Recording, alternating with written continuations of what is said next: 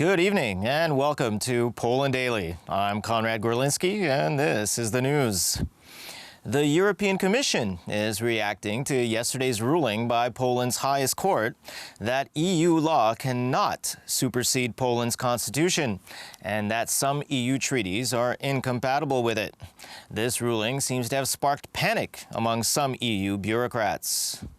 The European Commission will do all in its power to ensure the primacy of EU law, its president Ursula von der Leyen said today after a ruling by Poland's highest court left her deeply concerned. All rulings by the European Court of Justice are binding on all member states' authorities, including national courts. EU law has primacy over national law, including constitutional provisions. This is what all EU member states have signed up to as members of the European Union. We will use all the powers that we have under the treaties to ensure this. The EU executive's chief ordered a thorough and swift analysis of the ruling, on the basis of which the Commission would decide its next steps. The means that we could be led to implement will depend on the result of our analysis. So we will first, this is why I'm talking about a step-by-step approach, proceed to the analysis of the judgment, and once we have done the analysis of that judgment, then we will see what means are available to us. The comment came after Poland's highest court ruled on Thursday that some parts of EU treaties are incompatible with the Polish constitution, challenging a pillar of European integration and sharply escalating a dispute between Brussels and Warsaw. In its ruling, the Constitutional Tribunal said it has a right not only to check the constitutionality of EU law, but also the rulings of the Court of Justice of the European Union, the CJEU. The tribunal started hearing the case in July, but had adjourned it 4 times before Thursday's sitting.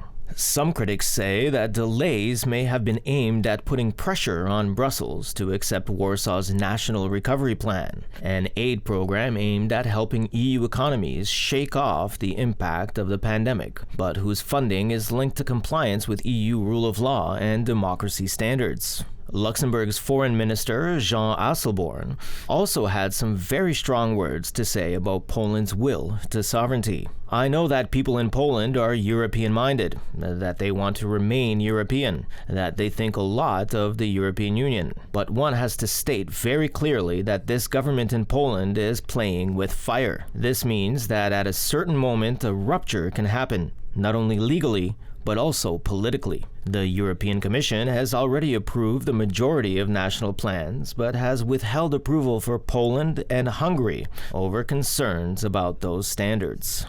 A suicide bomber attacked a mosque in Afghanistan's northeastern Kunduz province, killing 46 people and wounding more than 140, the state-run Bakhtar news agency has reported. Video footage showed bodies surrounded by debris inside the mosque that is used by people from the minority Shiite Muslim community.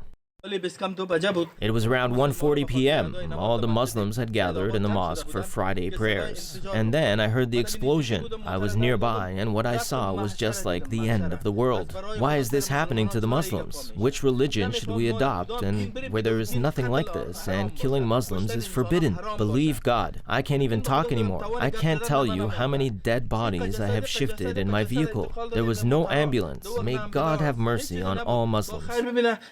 No group immediately claimed responsibility. The blast follows several attacks, including one at a mosque in Kabul in recent weeks, some of which have been claimed by the Sunni Muslim militants of Islamic State. The attacks have underscored security challenges for the Taliban, which took over the country in August and have since carried out operations against Islamic State cells in Kabul.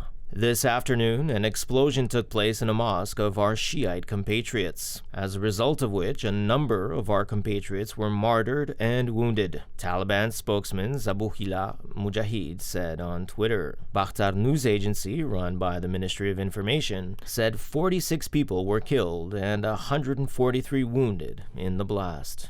And colleagues of Russian newspaper editor Dmitry Muratov shared happiness after an announcement on Friday that Muratov was awarded the Nobel Peace Prize, along with Maria Ressa, a journalist from the Philippines, in what the committee described as an endorsement of free speech rights in jeopardy around the world.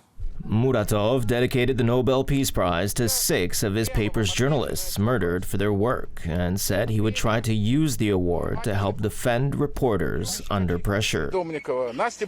I will give you a direct answer to this question. This award is for Anna Politkovskaya, for Yuri, for Igor Dominikov, Anastasia Barburova, Stash Merkelov, Natasha Estemirova, are fallen professionals who gave their lives for the profession. I am not the right beneficiary for this prize. Portraits of the 6 slain journalists hang in the paper's headquarters. Referring to a law that forces some reporters to register as foreign agents, he said, "We will try to help people who have been recognized as agents, who are now being treated like dirt and being exiled from the country."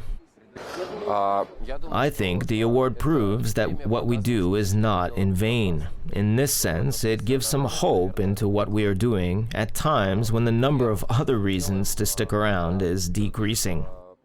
Novaya Gazeta said Muratov would donate part of his prize winnings to a charity that helps children with rare and serious diseases.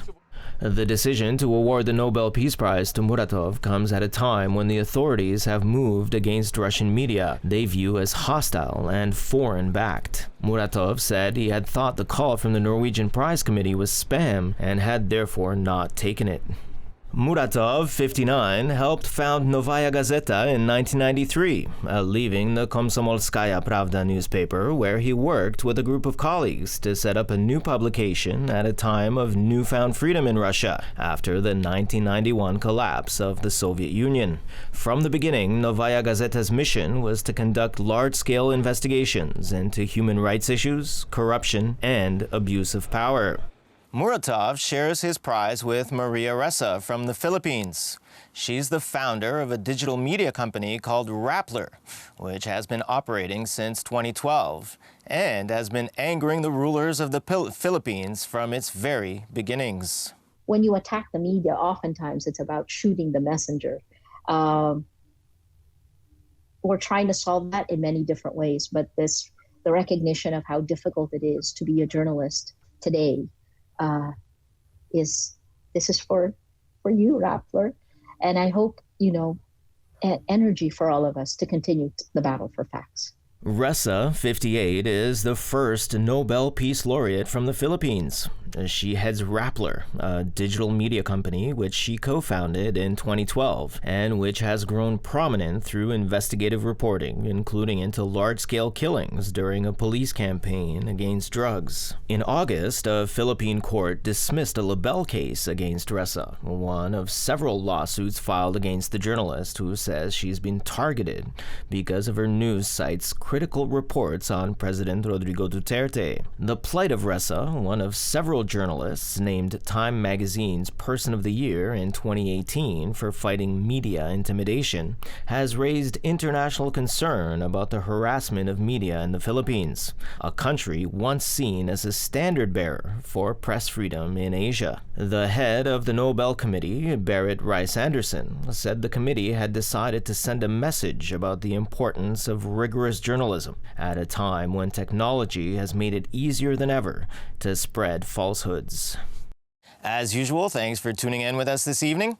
Please stay with us for Poland Daily Weather, Poland Daily Business, and other programs. But from me, it's have a great weekend.